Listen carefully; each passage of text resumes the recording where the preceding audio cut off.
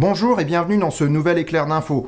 Aujourd'hui, nous allons parler de l'ordinateur de bord des Tesla Model S et Model X, d'une nouvelle initiative de Kia en ce qui concerne la recharge à domicile, du nouveau SUV électrique en projet chez Alpine, et enfin parler de l'arrivée sur le marché du très attendu Rivian R1T. Si seul l'un de ces sujets vous intéresse, vous trouverez un chapitrage dans la barre de lecture et dans la description. Je vous rappelle que vous abonner ne coûte rien et que ça aide énormément la chaîne à continuer à progresser afin de devenir un jour pérenne. Merci d'avance.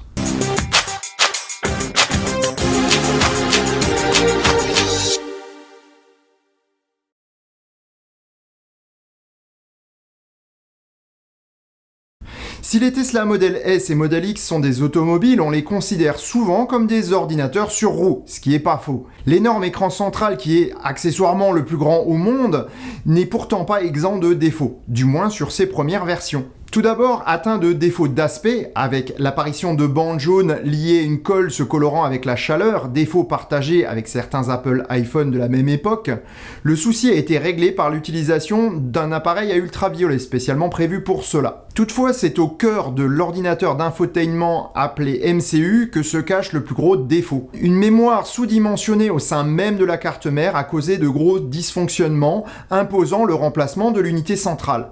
Cette version, appelée MCU1, a été remplacée en avril 2018 par une version plus puissante, mais aussi exempte de ce vice de conception. Depuis 2 ans environ, de nombreux MCU1 ont dû être remplacés aux frais des propriétaires des voitures, le défaut n'intervenant généralement qu'après environ 5 ans d'utilisation normale, soit hors garantie.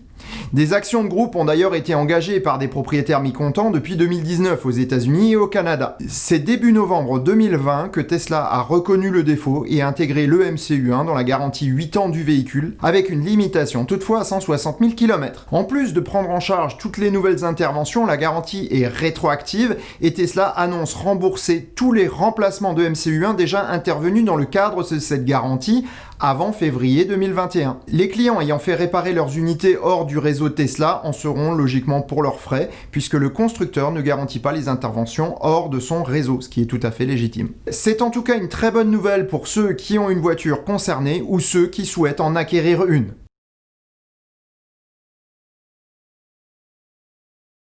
Décidément, Kia a tout compris. Faire des autos adaptées à l'usage de ses clients, c'est bien. Investir dans un réseau de charge rapide pour leur permettre d'utiliser leur auto au long cours, c'est mieux.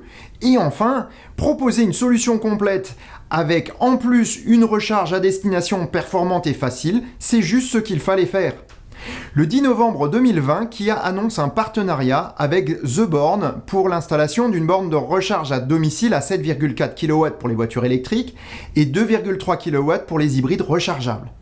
L'installation coûtera un peu moins de 1 500 € tout compris pour les 100% électriques. Kia n'a pas choisi son partenaire de recharge au hasard, car on sait que de plus en plus de clients de voitures électriques habitent des logements collectifs. En effet, The Born propose une solution intéressante pour les copropriétés et les entreprises, en plus des solutions individuelles. Le client peut ainsi être accompagné pour l'achat de sa voiture jusqu'à une solution de recharge clé en main. Kia démontre ainsi que nul besoin de suivre la voie de Tesla pour trouver des solutions innovantes, fonctionnelles et efficaces pour les voitures électriques. Un exemple à suivre pour les autres.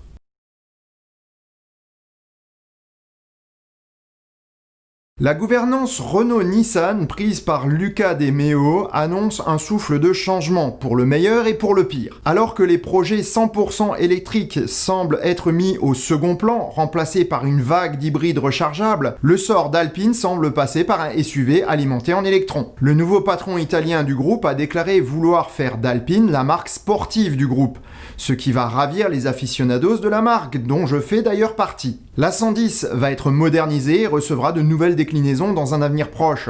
D'autres produits sportifs de Renault recevront probablement le label Alpine en remplacement de l'habituel Renault Sport. faisant remonter de bons souvenirs à bon nombre d'entre nous, les R5 Alpine entre autres. Même la Formule 1 va se mettre au diapason de la dénomination Alpine.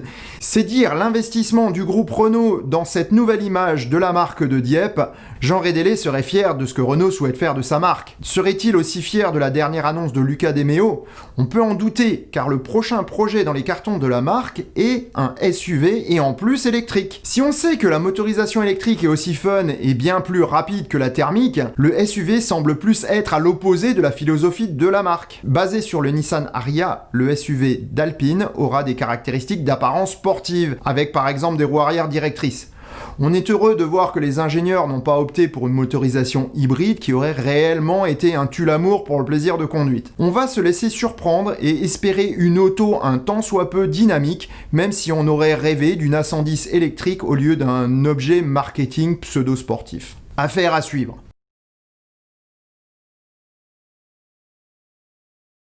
Ce mercredi 11 novembre, le nouveau constructeur américain Rivian annonce l'ouverture du configurateur pour ses nouveaux pick-up et SUV full-size. Cette nouvelle s'accompagne des prix définitifs des modèles ainsi que des dates de livraison pour les États-Unis et le Canada.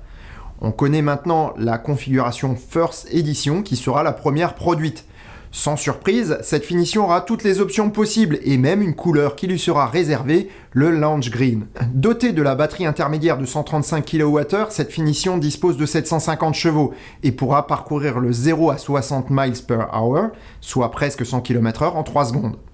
À 75 000 € hors taxe pour le pick-up et 77 500 pour le SUV, les deux véhicules ne sont pas bon marché, mais se placent dans une niche des pick-up de luxe déjà occupée par le F-150, certains Ram et GMC à des prix très similaires. Rivian annonce toutefois des versions plus abordables, avec une finition simplifiée à partir de 67 500 $ pour le pick-up et 70 000 pour le SUV.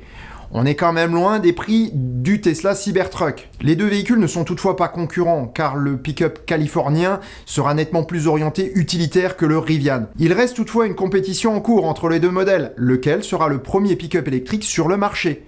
On sait que Tesla fait le forcing pour finir son usine d'Austin au Texas avec un maximum d'avance et espère bien coiffer Rivian sur le poteau dès mai 2021.